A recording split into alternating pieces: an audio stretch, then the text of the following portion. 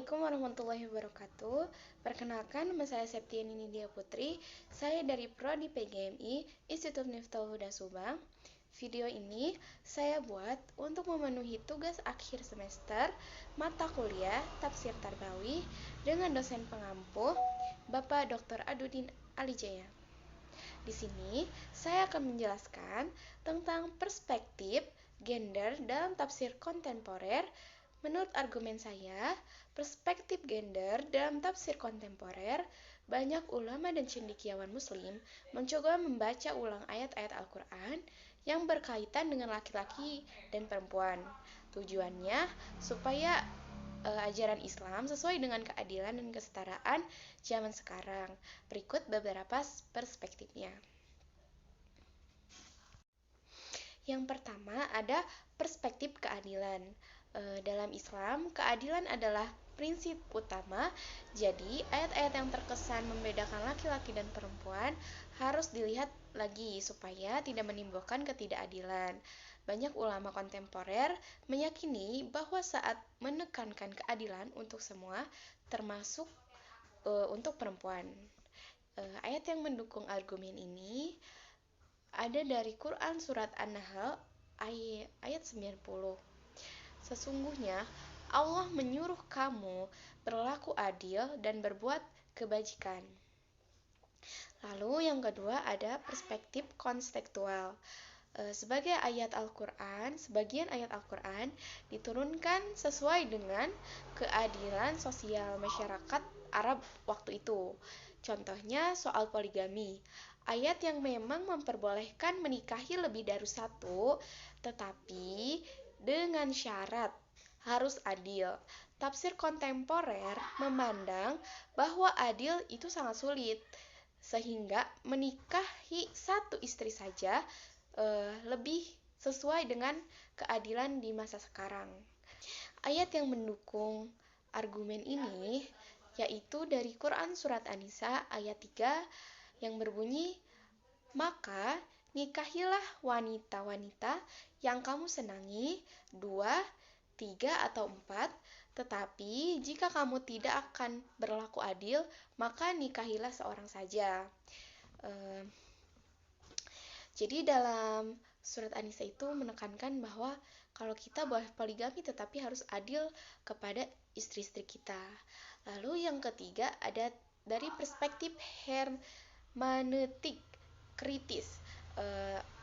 Banyak tafsir lama yang ditulis oleh ulama laki-laki dalam masyarakat patriarki yang lebih mengutamakan laki-laki. Maka tafsir kontemporer mengkritisi hal ini. Agar perempuan juga mendapat hak setara, mereka membaca ulang ayat-ayat Al-Quran supaya lebih adil. Jadi ayat yang mendukung argumen ini ada dari Quran Surat Al-Hujurat ayat 13 yang berarti, wahai manusia, sesungguhnya kami menciptakan kamu dari seorang laki-laki dan seorang perempuan dan menjadikan kamu berbangsa-bangsa, bersuku-suku supaya saling mengenal. Jadi ayat ini menunjukkan bahwa di hadapan Allah, laki-laki dan perempuan sama saja derajatnya. Lalu yang keempat ada perspektif hak asasi manusia atau HAM. Tafsir kontemporer meyakini bahwa Islam mendukung hak asasi manusia. Perempuan tidak boleh diperlakukan semena-mena, misalnya dalam pernikahan, perceraian, dan hak-hak lainnya. Seperti kalau dalam pernikahan tuh dulu wanita sering dijodohkan tanpa dia harus memilih siapa calon suaminya. Itu kan termasuk ke dalam ketidakadilan dalam gender. Ayat yang mendukung dari argumen ini adalah Quran Surat Al-Baqarah ayat 231 yang berarti, dan janganlah kamu menahan mereka, para istri, untuk memberi kemudorotan supaya kamu melampaui batas. Yang kelima ada perspektif feminis Islam. Ada juga ulama perempuan yang menafsirkan Al-Quran dengan sudut pandang perempuan. Mereka ingin memastikan bahwa Al-Quran tidak dipahami secara bias oleh laki-laki saja. Mereka percaya bahwa Al-Quran mendukung kesetaraan. Ayat yang mendukung argumen ini ada dari Quran Surat Al-Ahzab ayat 35 yang berarti sesungguhnya laki-laki dan perempuan yang muslim Allah telah menyediakan untuk mereka ampunan dan pahala yang sangat besar. Jadi ayat ini menegaskan bahwa laki-laki dan perempuan sama-sama dijanjikan pahala tanpa dibeda-bedakan. Lalu yang terakhir, yang keenam, perspektif Universitas Islam. Islam dianggap membawa ajaran yang berlaku untuk semua manusia sepanjang zaman. Hubungan laki-laki dan perempuan seharusnya dilandasi kasih sayang, bukan kekuasaan satu pihak atas pihak lain. Sebagaimana perkuliahan yang dilaksanakan di UIN Bandung pada tanggal 3 Juli kemarin, ada argumen yang disampaikan oleh Ibu Jaura Silviana. Beliau berargumen bahwa perempuan bukan saingan untuk para lelaki, tetapi penyetaraan gender tidak saling menyaingi, tetapi tetap dalam ranahnya.